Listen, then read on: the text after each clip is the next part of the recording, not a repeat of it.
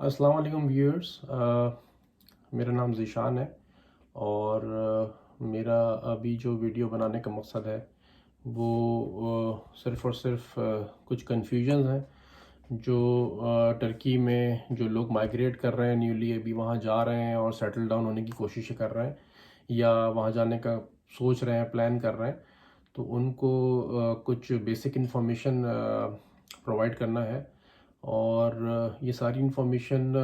मेरे एक बहुत ही अज़ीज़ दोस्त हैं जो दुबई से 25 से 30 साल वहाँ रहने के बाद उन्होंने सोचा कि जैसा कि और लोग सुनते हैं कि टर्की बहुत ही पीसफुल कंट्री है और वहाँ कोई मसले मसाइल नहीं है और बहुत ही इंसाफ पसंद मुल्क है। तो यही सोचते हुए वो अपनी फैमिली के साथ वहाँ पर मूव हुए और दुबई से उन्होंने अपने सारा बिज़नेस जो है तकरीबन वाइंड अप करके वहाँ मूव हुए। तो पैसे अच्छे खासे थे उनके पास, वेल ऑफ थे माशाल्लाह से। तो वो वहाँ रहे हैं और तकरीबन 10 महीना वहाँ गुजारने के बाद कंक्लूड उन्होंने ये किया कि जो भी उनकी थिंकिंग थी वो सही नहीं थी और वो वापस दुबई चले गए। अब इन सारे 10 महीनों में जो जो चीज़ें उन्होंने वहाँ फेस की हैं, जो जो चीज़ें उन्हें जो प्रॉब्लम्स आई हैं और जो उनकी ऑब्जर्वेशंस हैं वो मैं आपसे शेयर करने लगा हूँ, ताकि जो मिसकंसेप्शन है और कुछ वहाँ जो लोग बैठे हुए हैं हमारे बदकिस्मती से हमारे पाकिस्तानी हजरात हैं, जो वहाँ जाते या तो कंसल्टेंट बन गए हैं या वो प्रॉपर्टी एजेंट्स बन गए हैं। तो वो कुछ जो टर्की के कुछ पेजेस हैं उनके ऊपर हमारे नए आने वाले पाकिस्तानी बहन भाइयों को जो है वो सब स्पार्क दिखा रहे हैं,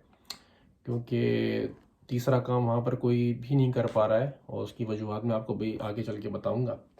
तो ये दो काम लोग बड़े खुशी खुशी कर रहे हैं। जो लोग वहाँ जाकर ट्रैप हो गए हैं, फंस गए हैं, उनके पास कोई दूसरा ऑप्शन नहीं है बजाय इसके कि वो कोई प्रॉपर्टी डीलर बन जाए या वो कंसल्टेंट बन जाए। Consultant in the form of कि वो आपसे बोलते हैं कि आप यहाँ पर आ जाएं, ये हमारा नंबर है, हमसे कांटेक्ट करें, हम आपके विज़िट वीज़े को टीआरसी में जो 1 साल का वीज़ा होता है उसमें कन्वर्ट करवा देंगे और टीआरसी से वर्क परमिट में कन्वर्ट करा देंगे, आपको प्रॉपर्टी दिला देंगे, आपको प्रॉपर्टी की बेसिस पे सिटीजनशिप दिला देंगे वगैरह वगैरह। तो ये दो काम ही कर रहे हैं लोग वहाँ पर, ठीक है। तो मेरी बहुत डिटेल बात हुई उनसे और मैंने उनसे वहाँ दुबई वापस पलटने की वजूहत जानी, तो काफ़ी डिटेल उन्होंने सारी चीज़ें मुझे बताई हैं आउटलाइन, जिसका मैं आपको चीधा चीधा पॉइंट्स बता रहा हूँ जो आप लोग अपने जहनों में रखें और जाने से पहले एटलीस्ट उसको इन सारे पॉइंट्स को कम से कम वेरीफाई ज़रूर कर लें। अभी मेरी इस वीडियो को जब अपलोड करूँगा मैं, तो कुछ एजेंट हजरात होंगे वहाँ जो बैठे हुए हैं या प्रॉपर्टी डीलर्स होंगे, वो उस पर नेगेटिव कमेंट भी करेंगे, क्योंकि ये आगाही कोई दे पा नहीं रहा है वहाँ पर। मैं नहीं समझता और वो क्यों नहीं दे पा रहा है वहाँ जो पाकिस्तानी लोग गए हैं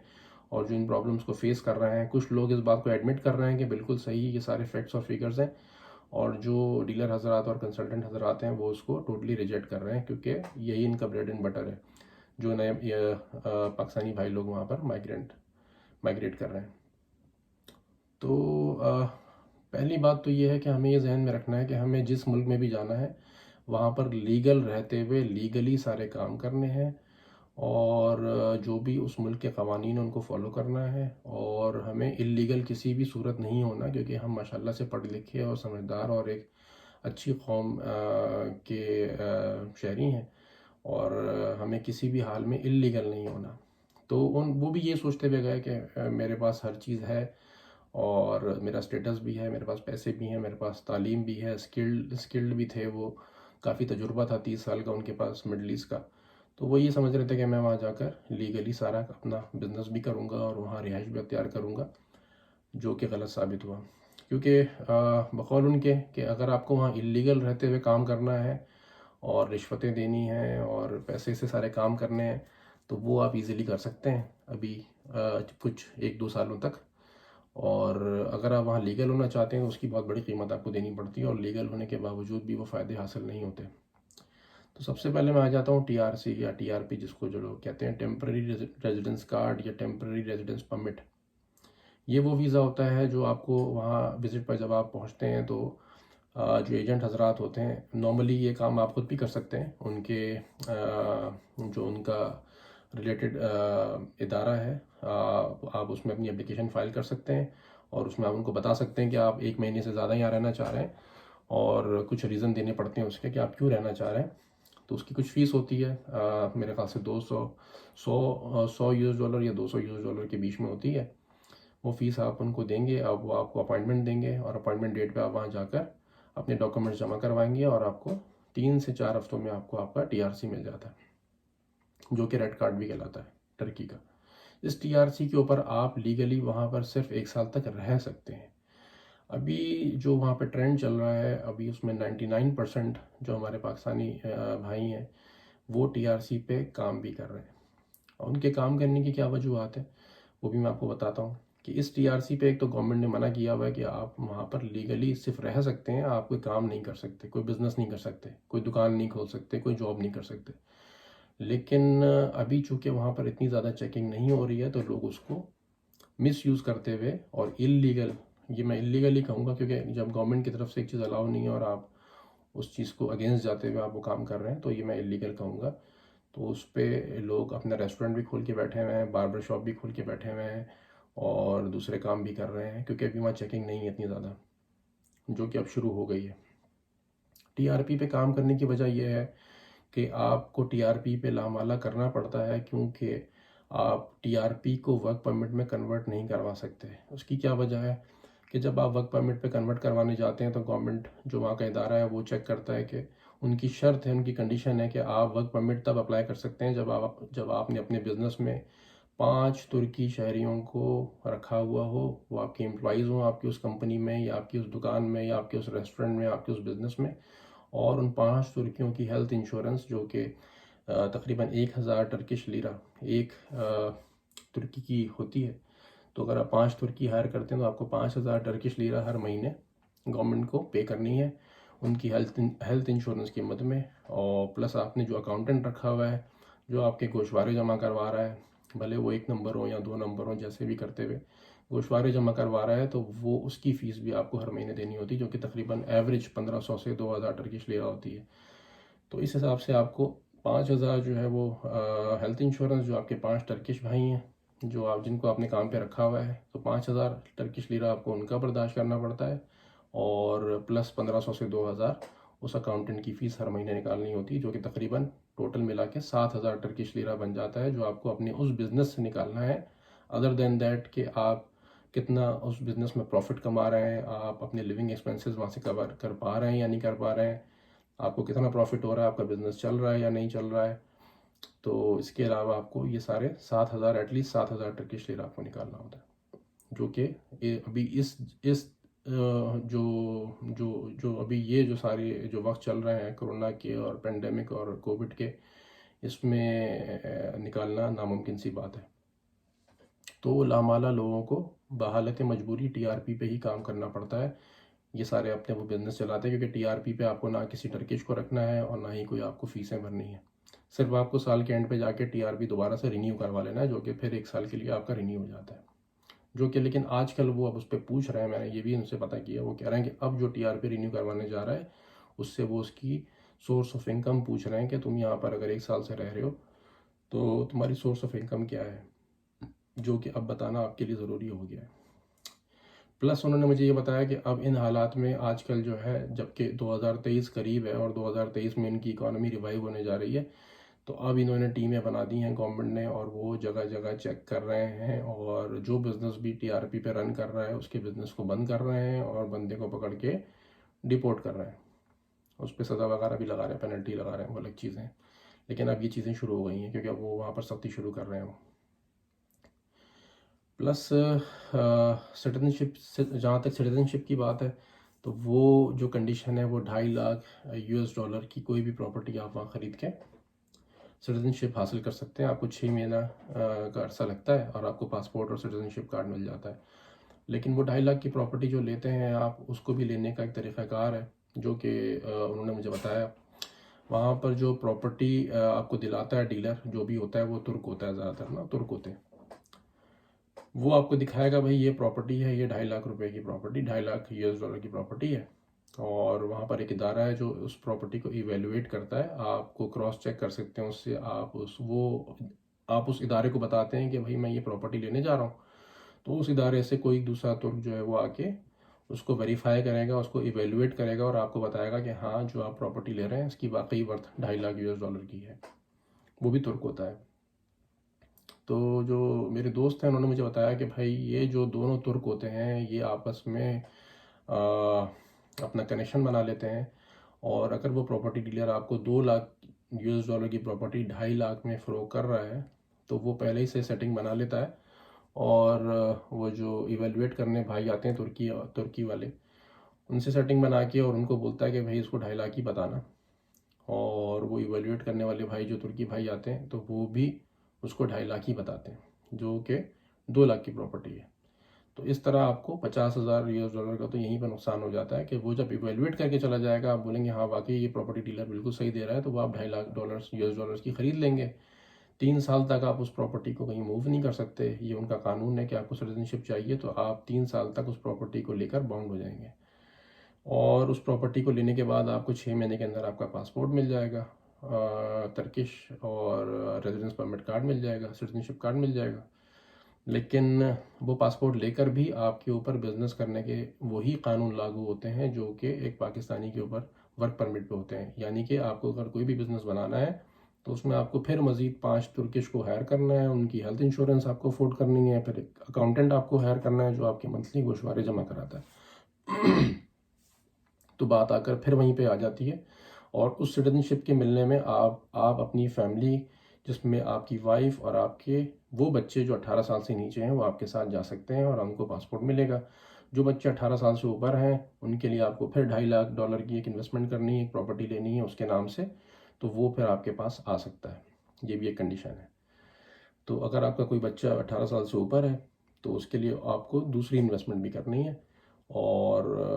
वो फिर एक $2.5 लाख का इजाफी खर्चा है। और फिर ये एक बहुत ही बड़ा मसला है जो कि जहाँ पर आपको एक बहुत बड़ा जो है एक धचका लगता है जब आपको 50,000 या 25,000 या $40,000 आप जो है वो महंगी प्रॉपर्टी ले लेते हैं, तो यहाँ पर भी आप फंस जाते हैं। प्लस आप उस प्रॉपर्टी को लेके जब आप रेंट आउट करते हैं तो एक तो रेंट आउट करने में भी बहुत सी चीज़ें मैटर करती हैं कि आपने वो प्रॉपर्टी, बहुत से इलाके हैं वहाँ पे, कुछ इलाके थोड़े से बिलो एवरेज हैं, कुछ इलाके जो हैं वो अच्छे हैं।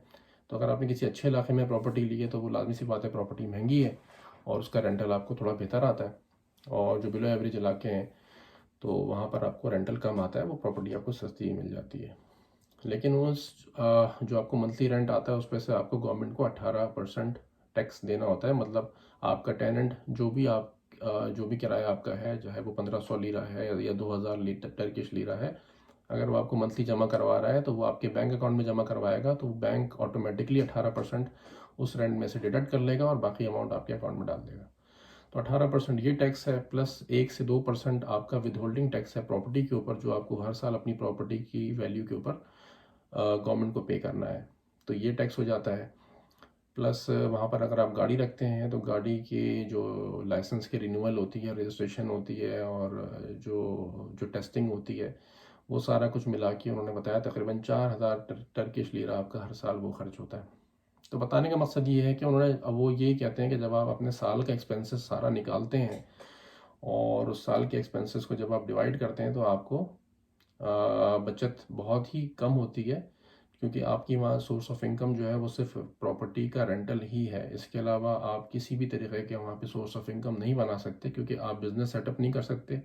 लीगली। मैं आपको बता रहा हूँ वर्क परमिट के ऊपर क्योंकि वर्क परमिट पे बहुत कम लोग जाते हैं, लोग ज़्यादातर टीआरपी पे वहाँ बिजनेस चला रहे हैं जो कि इलीगल है, वो इलीगल काम करना नहीं चाहते, और वर्क परमिट पे आप जा नहीं सकते, बिजनेस फॉर्म कर नहीं सकते, और लैंग्वेज का बहुत बड़ा हर्डल है। लैंग्वेज बगैर सीखे हुए आपको वहाँ जॉब भी नहीं मिलेगी, और अगर आप स्किल्ड नहीं है तो बिल्कुल भी नहीं मिलेगी। हाँ, लेबर जो कैटेगरी है वो जॉब कर रहे हैं फैक्ट्रियों में और पैकिंग में और दूसरे इदारों में जहाँ पर लैंग्वेज का सच कोई इतना बड़ा रोल नहीं है, तो वो जॉब कर रहे हैं। लेकिन जो स्किल्ड लोग हैं उनके लिए लैंग्वेज एक बहुत बड़ा हर्डल है, तो वहाँ जॉब्स नहीं है क्योंकि आपको लैंग्वेज नहीं आती, और बिजनेस आप कोई कर नहीं सकते क्योंकि वर्क परमिट पर आप जा नहीं सकते। तो ये सारे हर्डल्स हैं। इसके अलावा जो लोग कहते हैं बहुत सेफ़ है, यहाँ कुछ नहीं होता, तो उन्होंने ये भी बताया कि वहाँ पर चोरियाँ भी होती हैं, गन पॉइंट पे नहीं होगी, लेकिन छुरियाँ लेके वो कुछ इलाक़ों में कुछ हैं जो टर्किश हैं, वो छुरी वगैरह रखते हैं अपने पास, और मौका मिलते ही वो जो है वो आपको दिखा देते हैं। बाकी घरों में भी वो अक्सर जगहों पे कुछ इलाके हैं, मुझे इलाकों का नहीं पता, लेकिन कुछ छोटे इलाके हैं जहाँ पर घरों में घुस के वो चोरियाँ भी कर लेते हैं। तो ये भी एक जो लोग कहते हैं कि बड़ा पीसफुल है और वहाँ ऐसा नहीं है, तो ये भी एक इशू है वहाँ रहने वालों के लिए। और उन इलाकों को आप पॉइंट आउट कर सकते हैं और उन इलाकों में रहने से बच सकते हैं। अब मुझे ये समझ में नहीं आ रहा कि जो पाकिस्तानी बहन भाई वहाँ रह रहे हैं तो वो इन चीज़ों को पॉइंट आउट क्यों नहीं करते, और ये सारी चीज़ें नए आने वाले पाकिस्तानी जो वहाँ माइग्रेट होना चाह रहे हैं, काफ़ी लोग हैं जिन्होंने भी मैसेज किए हैं, मुझे भी कांटेक्ट किया है, मेरी वाइफ को भी कांटेक्ट किया कि हमें ज़रा बताएं वहाँ के बारे में कि क्या है क्या नहीं है। तो ये जो चीज़ें आपकी नॉलेज में आ चुकी हैं वो आपको दूसरे को बताना फ़र्ज़ बनता है। और ये सारे मामलात हैं, प्लस इसके अलावा जो कानून है, जो इंसाफ पसंदी जो हम सुनते आ रहे हैं, तो वो चीज़ भी वहाँ पर नज़र नहीं आई उनको, क्योंकि वहाँ जो पुलिस है वो भी वहाँ चलते फिरते जो है वो आपसे रिश्वतें ले लेती है। अगर आप रोड पे चल रहे हैं, गाड़ी के अंदर जा रहे हैं, आपके पास लाइसेंस नहीं है और पुलिस ने आपको रोका, या किसी भी वजह से पुलिस ने आपको रोका, तो आप उनको 50 लीरा दें, 100 लीरा दें, तो पुलिस आपको छोड़ देती है। ठीक है, इसी तरह आपको किसी भी तरीके से कोई चेकिंग करने आपकी दुकान पे आ रहा है, उसको आप पैसे खिला दें, तो वो भी आपको वहाँ से भी आप बच जाते हैं। तो ये सारे इलीगल चीज़ें हैं, इलीगल काम है, जो कि हम करना नहीं चाहते, कोई भी पाकिस्तानी भाई नहीं करना चाहता होगा कि वो इलीगल होकर रहे, किसी भी तरीके से कोई इलीगल काम करे। तो ये सारे मसले मसाइल हैं वहाँ पर। और बस बाकी अब ये कि जो लोग प्लान कर रहे हैं वहाँ माइग्रेट करने का, मूव करने का, तो वो बहुत सोच समझ के, और जितनी बातें मैंने कही हैं अगर वो उसको गलत समझते हैं तो बराए मेहरबानी ठीक है, गलत समझें, और लेकिन बस सिर्फ ये कहना चाहूँगा कि वहाँ मूव करने से पहले इन सारे पॉइंट्स को वेरीफाई ज़रूर कर लें वहाँ पर किसी से भी। जो प्रॉपर्टी डीलर होगा या कंसल्टेंट होगा वो आपको कभी ये बातें नहीं बोलेगा, वो बोलेगा ये सारी बातें गलत हैं, क्योंकि वो चाहते हैं कि आप यहाँ पर आएँ और आप ही लोगों से फिर उन्होंने आपको प्रॉपर्टियाँ दिलानी है और आपके वीज़ों में जो है वो टॉप लगाने हैं और उसी से उनको कमाना है। प्लस एक और चीज़ बोलता चलूँगा कि वहाँ पर जो लैंग्वेज का मसला है वो सबसे बड़ा एक मसला ये भी है कि वहाँ पर जब आप वीज़े के लिए जब आप जाते हैं उसको कन्वर्ट करवाने के लिए टीआरसी में, तो जितने भी डॉक्यूमेंटेशन है, जो भी फॉर्म्स वगैरह हैं, वो सारे टर्किश लैंग्वेज में हैं, जो कि हम समझ नहीं पाते और कोई भी समझ नहीं पाता। उसमें क्या लिखा है, उसमें क्या फ़ीस मेंशन है, उसका क्या तरीक़ाकार है, वो हम कोई समझ नहीं पा रहे होते। तो उसमें फिर वो आपको लामाला जो टर्किश जो लोग इस पे काम कर रहे हैं उनके पास आपको जाना पड़ता है, या अपने पाकिस्तानी जो हमारे सो कॉल्ड एजेंट बने हुए हैं उनके पास जाना पड़ता है। तो वो फिर मनमानी अपनी फ़ीसें उसके ऊपर लगा के और छोटे से काम को बढ़ा के और चढ़ा के, क्योंकि हमें उन चीज़ों का पता नहीं है उस फॉर्म में क्या लिखा है, क्या तरीक़ेकार है। हालांकि बहुत ईजी सा प्रोसेस है, अगर जो लैंग्वेज जानता हो उसको सब पता है,